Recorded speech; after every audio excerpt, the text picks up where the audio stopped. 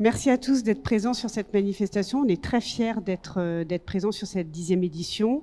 Il faut savoir que la Caisse d'épargne participe à ce salon dès sa première mise en place, dès sa première édition. Donc on est ravis d'être présents et ravis de pouvoir vous accompagner dans votre projet et vous donner un maximum de conseils.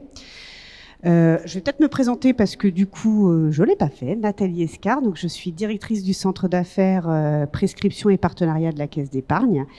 Je suis en charge de tous les partenariats, le développement des réseaux. Donc, je suis en lien avec toutes les associations que vous pourrez rencontrer et peut-être que vous avez déjà rencontrées dans l'organisation de votre projet. Moi, c'est Olivier Reversa. Donc, en fait, je suis un petit directeur d'agence pro nouvellement créée, en fait, qui sont sur le secteur de la Aquitaine-Poitou-Charentes. Alors, je vais déjà commencer par vous décrire un peu l'organisation de la Caisse d'épargne et pourquoi on est ici aujourd'hui, ce qui nous rend crédibles sur notre présence. Et en suivant, Olivier essaiera de vous donner un maximum de conseils sur la façon dont on peut vous accompagner dans la construction de votre business plan, dans la façon dont on peut vous accompagner sur l'organisation du premier rendez-vous bancaire.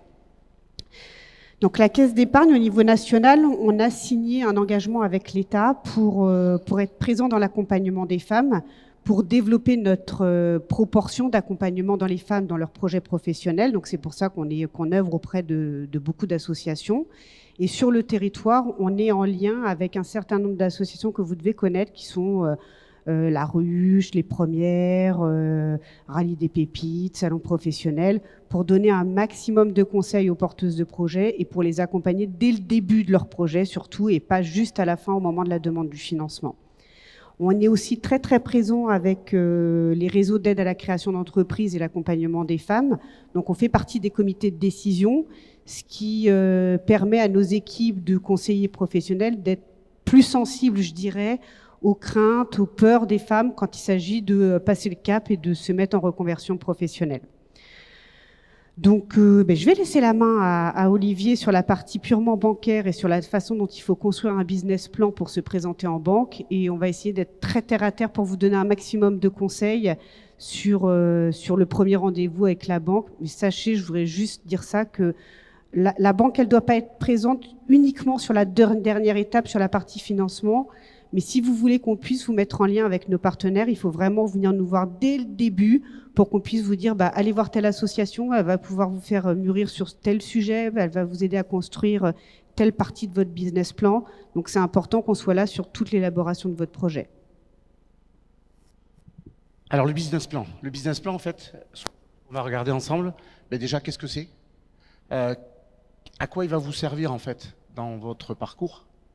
Et aussi, en fait, qu'est-ce que vous y mettez à l'intérieur? Qu'est-ce qui va vous servir, en fait, et qu'est-ce qui va servir, en fait, à vos partenaires pour comprendre, en fait, votre projet? Et puis aussi, à quel moment on va le faire?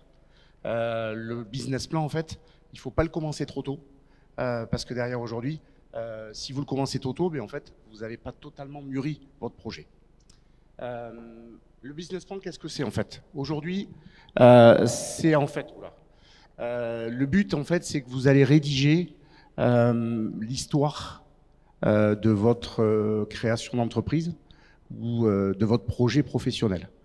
En fait, c'est le premier outil qui va vous permettre aujourd'hui de passer à l'ensemble en fait des partenaires que vous souhaitez rencontrer, la présentation à la fois, la présentation et le détail de votre projet, mais également en fait les chiffres qui sont en fait adossés à votre création d'entreprise. Aujourd'hui, l'idée c'est quoi? C'est que le but du business plan, c'est déjà vous faire réfléchir et en fait lever un petit peu la tête du guidon lorsque vous êtes en train de présenter et de vouloir monter un projet professionnel. Au final, on va voir si aujourd'hui votre projet est réaliste. Vous allez le voir surtout. Vous allez surtout voir si vous pouvez vivre de ce que vous pensez créer, faire. Et en fait, du coup, ça va vous permettre à ce moment-là de pouvoir vous servir de ce support-là, des réflexions que vous avez pu avoir pour justement en fait le présenter aux différents partenaires que vous allez rencontrer pour votre projet. Qu'est-ce que vous devez y mettre en fait à l'intérieur? En fait, déjà l'objet de votre création d'entreprise, l'objet de votre projet professionnel, que vous souhaitez faire. Bien évidemment, ça va découler en fait d'une étude de marché que vous aurez faite, où vous allez en fait avoir étudié l'installation, où est-ce que vous souhaitez la faire, quels peuvent être les concurrents que vous allez rencontrer en fait lorsque vous serez installé. Du coup, ça va déterminer également en fait quelles sont les opportunités, quels sont les points positifs que vous pouvez avoir, par exemple dans une localisation à un endroit donné, et puis aussi bien analyser en fait quels sont les risques que vous pouvez rencontrer en fait à la fois à la création et puis après tout au long de la vie de votre projet. N'oubliez pas de mentionner les risques que vous pourriez avoir, quels risques il existe dans ce projet, parce que tout simplement en marquant ça, ça veut bien dire qu'aujourd'hui vous l'avez analysé dans l'intégralité. Vous avez vraiment pesé à la fois le pour et le contre. Ça veut dire que derrière aujourd'hui, vous pouvez vous servir des risques pour essayer justement d'approfondir et d'expliquer pourquoi vous pensez que ça sera moins risqué en ayant bien étudié la chose. Ce qu'on doit y trouver également, c'est la stratégie commerciale que vous allez utiliser.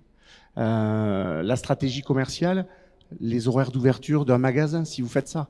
Est-ce que derrière, vous allez opter pour la vente sur la toile, Internet, les réseaux sociaux?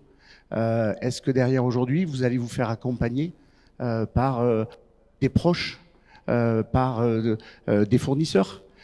Quelles sont les différentes aides auxquelles vous allez pouvoir en fait prétendre et en fait les appuis que vous disposez. Tout simplement, si des membres de votre famille vont vous aider dans l'élaboration du projet, en fait, ça peut être, on va dire, rassurant pour les différents organismes bancaires qui vont vous suivre.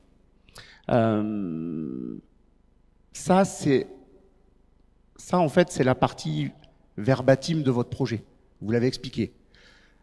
Lorsque vous allez avoir un financier, un banquier, il va lui falloir des chiffres. Et en fait, vous allez traduire. Les chiffres, en fait, c'est simplement la traduction écrite de votre roman, de votre histoire que vous voulez construire. Et bien, en fait, on va vous demander de le traduire en chiffres. Il y a 2 éléments chiffrés qui sont importants dans un projet. Le premier, c'est ce qu'on appelle le plan de financement. Le plan de financement, en fait, c'est combien ça va me coûter de faire ce projet et comment je vais payer, avec quel argent je vais payer en fait l'ensemble des dépenses que je vais faire. Ça veut dire que dans les ressources que vous allez avoir, ça peut être vos apports financiers personnels, ça peut être des subventions que vous avez obtenues, et puis souvent il y a un écart entre les ressources que j'ai et les besoins que j'ai, et là à ce moment-là, le dernier écart généralement, c'est la partie financement, soit d'organismes financiers, soit d'autres organismes. En fait, voilà ce que c'est le business plan. Donc en fait, c'est votre roman, votre histoire, plus quelques petits chiffres à la fin. Alors on va passer sur la partie un petit peu plus technique. Une fois que vous avez écrit cette histoire, une fois que vous avez chiffré cette histoire et votre projet, il faut savoir qu'il y a plusieurs financements dont vous pouvez disposer. Il y a tous les financements dits prêts d'honneur, prêts à taux zéro. Donc tous ces prêts-là, ils sont octroyés à titre personnel et ils vous permettent d'augmenter votre apport pour aller concrétiser votre projet. Ça augmente votre apport, ça diminue le financement bancaire. Et aujourd'hui, il faut être clair qu'il y a des ratios en banque qui fait que quand vous créez une entreprise ou quand vous reprenez une entreprise, il faut avoir 20 ou 30% d'apport. Soit vous avez ces 20% d'apport, soit essayez d'aller chercher effectivement tous ces prêts zéro, tous ces prêts d'honneur qui sont mis à votre disposition par les organismes publics, par les collectivités territoriales, etc. Il ne faut pas hésiter aussi, lorsque vous êtes au début de votre projet, à aller solliciter les collectivités, les mairies, etc.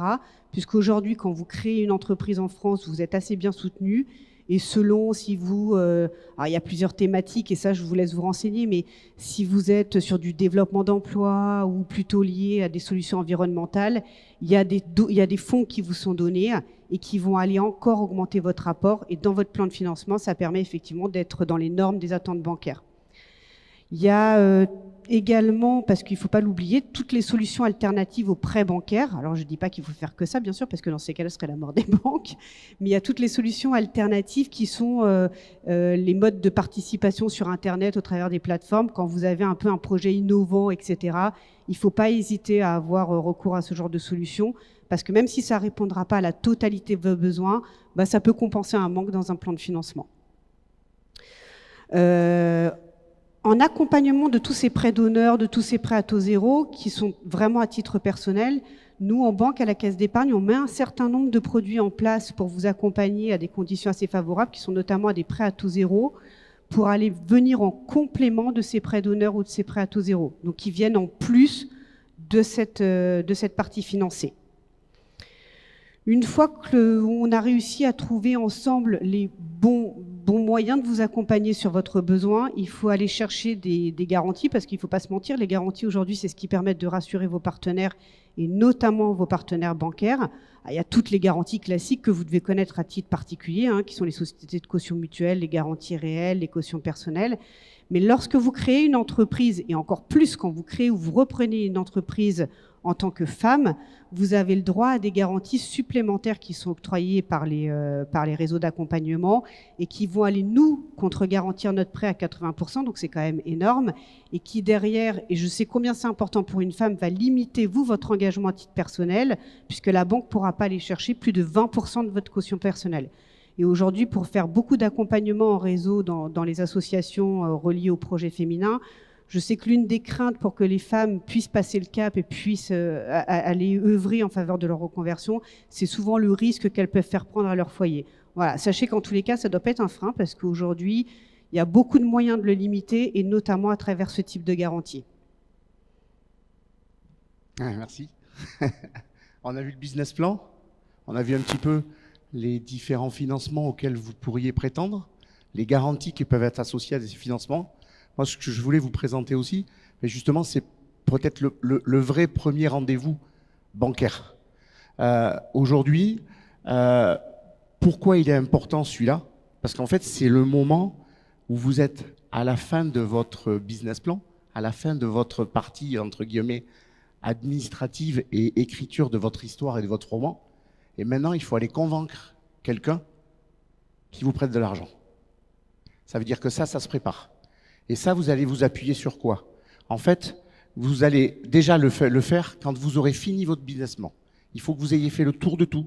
Il faut que votre projet soit totalement mûri et bien intégré à votre niveau.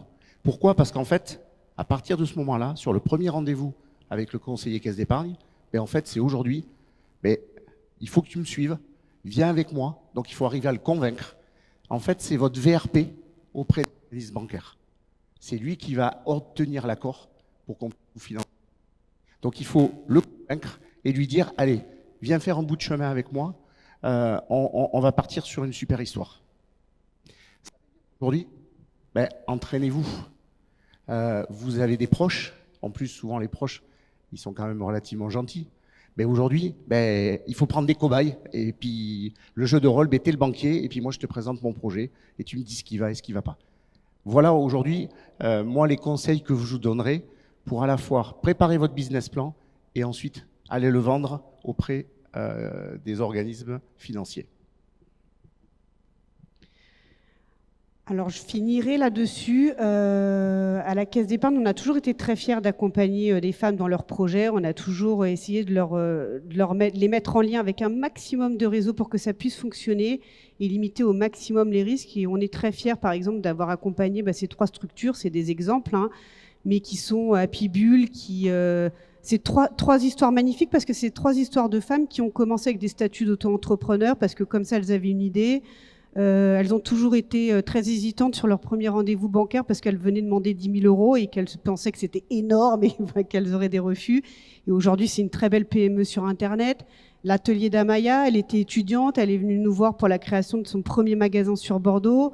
Bon, on est super fiers de l'avoir accompagnée, parce que c'est facile d'accompagner les porteurs de projets une fois qu'ils se sont développés, mais c'est toujours plus compliqué lors de la création. Donc, faut savoir que nous, on est là et on essaye d'y mettre les moyens. On est toujours très fiers de pouvoir en parler.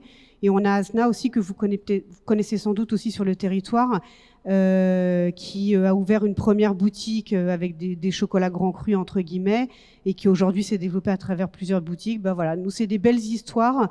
Juste pour vous dire que si vous en avez envie, si vous avez cette motivation, il faut oser, même si c'est pas facile, hein, parce que moi aussi, hein, parfois je me suis posé des questions. C'est pas forcément pas facile de passer le cap, mais sachez que nous, en tant que partenaire bancaire, on est là pour vous accompagner et on n'est pas là uniquement pour lire des chiffres. Voilà, c'est vraiment une histoire qu'il faut raconter et c'est une histoire sur laquelle si on peut l'être, on aime bien être présent avec vous dès les premières idées qui peuvent naître dans votre tête. N'hésitez pas à venir nous voir sur le stand parce qu'on a des chargés d'affaires qui sont présents toute la journée, qui pourront vous apporter des conseils ou vous mettre en lien avec notre réseau d'accompagnement pour vous accompagner selon l'étape où vous en êtes dans votre business plan et voir peut-être déjà prendre un rendez-vous pour connaître les modes de financement qui peuvent être mis à votre disposition. Merci. Merci à vous.